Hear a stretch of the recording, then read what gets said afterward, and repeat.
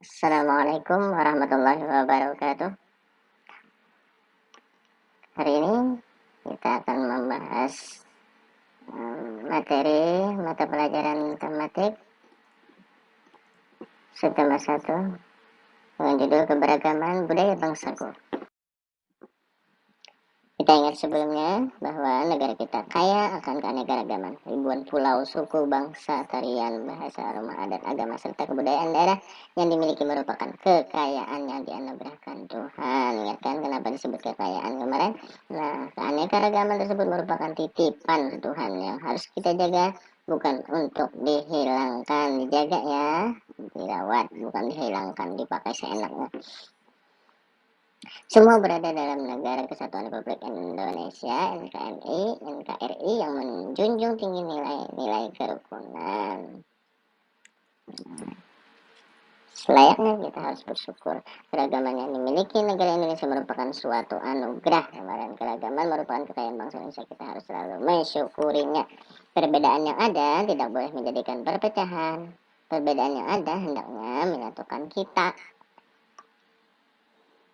Ada saling ketergantungan antara manusia yang satu dengan manusia yang lain. Manusia tidak akan bisa hidup tanpa orang lain. Orang tua dan anak berbeda, tetapi saling membutuhkan. Kalian membutuhkan orang tua untuk melindungi dan merawat kalian.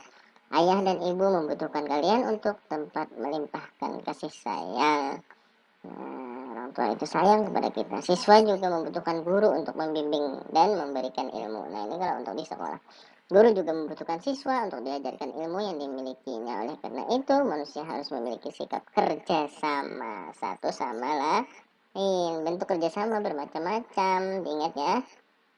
Apakah bentuk kerjasama di lingkungan rumah, sekolah, hingga di lingkungan masyarakat. Nah, kita akan membahas tentang kerjasama di sini. Oke, muatan pertama adalah PKN tentang mengamati dan menyebutkan bentuk kerjasama. Bentuk kerjasama yang pertama adalah bentuk kerjasama di rumah. Di dalam rumah terdapat anggota keluarga ya kan, yang harus saling membantu.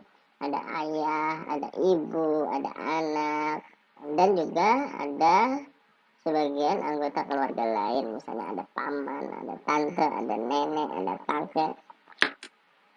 Nah, harus bekerja sama untuk mewujudkan rumah yang bersih dan nyaman.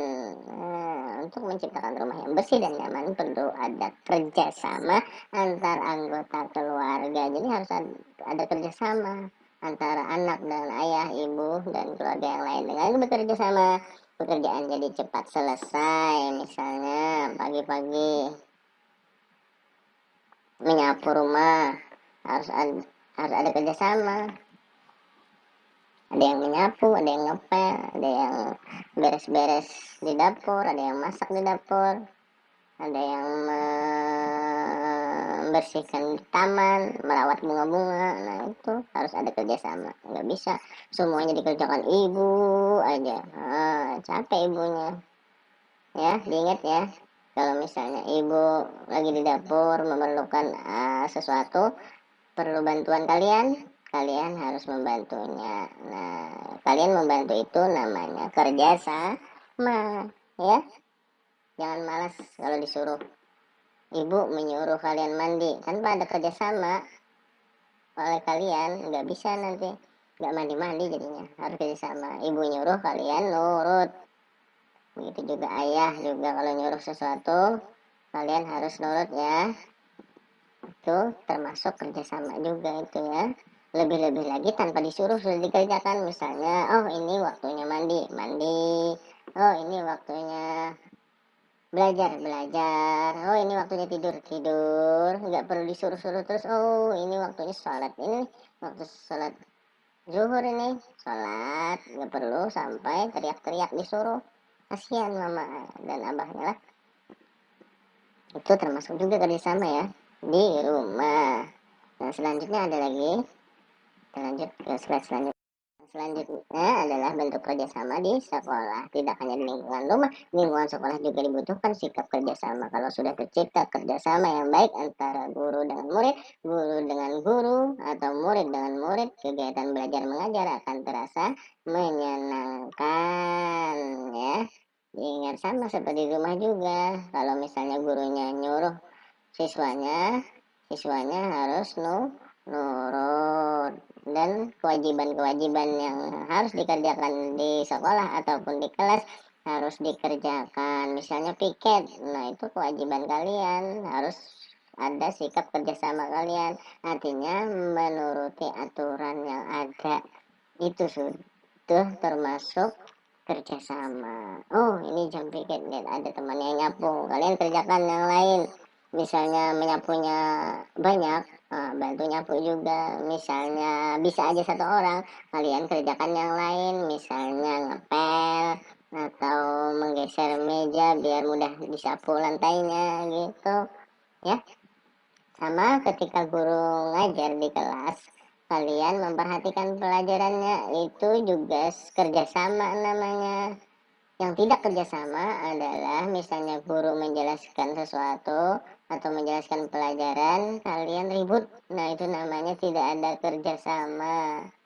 Atau ada masalah pada kalian di kelas, terus kalian melaporkan kepada gurunya, terus gurunya tidak memperhatikan, tidak merespon dengan apa yang kalian laporkan, berarti gurunya juga termasuk tidak melakukan kerjasama. Jadi harus ada kerjasama antara guru dan murid, siswa dengan siswa, kalian dengan teman kalian, itu harus ada kerjasama. Jadinya sesuatu masalah atau suatu pekerjaan menjadi ringan dan mudah, dan bahkan nanti bisa jadi menyenangkan. Ingat ya, kerjasama, turuti aturan, laksanakan kewajiban. Lanjut, ada lagi selain selain di rumah dan di sekolah, ada juga bentuk kerjasama di masyarakat. Nah, jika kita berhasil menerapkan kerjasama dari lingkungan terkecil rumah, nah, terus kemudian di sekolah lagi, kita juga berhasil, kita juga akan bisa melaksanakan kerjasama di lingkungan masyarakat. Masyarakat merupakan lingkungan yang lebih beragam, oleh karena itu kita dituntut untuk lebih bersikap lapang dada lagi, karena banyak orang di masyarakat lebih banyak lagi daripada di sekolah, apalagi di rumah. Kalau di rumah masih cuma ada ayah, ibu, atau mungkin ada nenek, kakek, atau ada paman, atau ada sepupu, dan keluarga lain. Tapi kalau sudah di masyarakat itu mencakup banyak orang. Jadi macam-macam pendapat, macam-macam keinginan.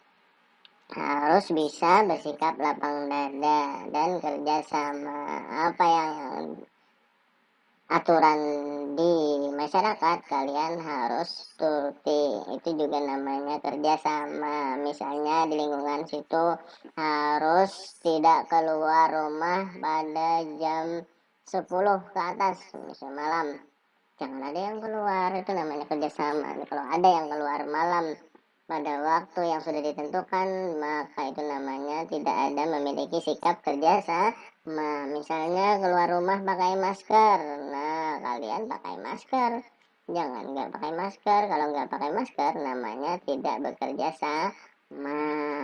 Nah, kalau masuk ke rumah atau keluar rumah pakai hand sanitizer atau cuci tangan, nah, pakai, itu aturan namanya. Kalau kalian sudah mengikuti aturan, itu kalian namanya sudah bekerja sama.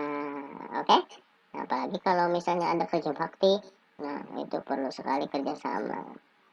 Membersihkan halaman rumah atau pinggir jalan, parit, selokan, atau ada juga yang jaga malam seperti yang digambar ini. Nah, ini perlu sekali kerjasama ya. Nah, mudah-mudahan bisa dipahami. Itu saja untuk mata pelajaran PKN, muatan PKN tentang kerjasama. Mudah-mudahan bisa dipahami. Selanjutnya adalah muatan SBDP, yaitu tentang menyebutkan keragaman tari daerah. Nah, di sini disebutkan ada beberapa contoh tari daerah. Yang pertama tari tortor, kemudian tari piring, dan tari pakarena. Tari tortor itu seirama dengan musiknya, iringan musiknya terdiri atas gondang, suling, dan trompet Batak. Nah, ini alat-alat musik ya, nanti ada pembahasan khusus untuk alat-alat musik. Kemudian selanjutnya adalah gerakannya meliputi gerakan kaki atau jinjit dan gerakan tangan. Nah, itu tari tortor ya. Kemudian tari piring. Tari piring merupakan sebuah tari yang melambangkan suasana kegotong royongan rakyat dalam menunaikan tugasnya. Nah, ini tari piring ini mencerminkan tentang gotong royong kerjasama rakyat ya. Kemudian siang hari mengerjakan sawah, ladang, dan malam harinya bersukaria bersama-sama. Nah, itu cerminan daripada tari piring tadi. Siang hari bekerja sawah, ladang, dan malam hari bersukaria bersama-sama. Kemudian gerakan tari piring ini atraktif. Nah, menariknya sambil membawa piring diputar-putar. Nah, oke, selanjutnya tari Pakarena. Nah, tari Pakarena ini memiliki gerak-gerak yang indah, gerak-gerak indah. Tari Pakarena menggunakan busana dan perlengkapan. Jadi ada busananya, pakaiannya, dan perlengkapan-perlengkapan yang pastinya tari Pakarena ini menggunakan, salah satunya adalah menggunakan kipas. Nah, itu dan selendang. Selendang di bahunya ya, ada selendangnya. Kemudian eh dan ada yang diperlukan oleh penari untuk melakukan tari, yaitu yang pertama adalah ruang untuk bergerak ke kanan, ke kiri, dan kemana-mana, itu perlu ruang. Kemudian perlu waktu juga, jadi ada waktunya, ada, oh ini waktunya untuk gerakan ini, dan harus cepat, harus lambat, harus sangat cepat gitu. Jadi ada waktu-waktunya. Jadi nggak semuanya lambat, nggak semuanya cepat. Jadi ada waktu-waktunya. Kemudian ada tenaga juga, tenaga untuk melakukan gerakan yang ringan, tenaga untuk melakukan gerakan yang berat atau besar. Jadi perlu tenaga. Nah, itu mudah-mudahan bisa dipahami. Jadi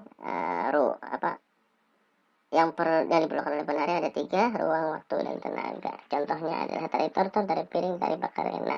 Selanjutnya kalian lihat contoh ragam pertama tari pakarena. Nah, ini dia contohnya.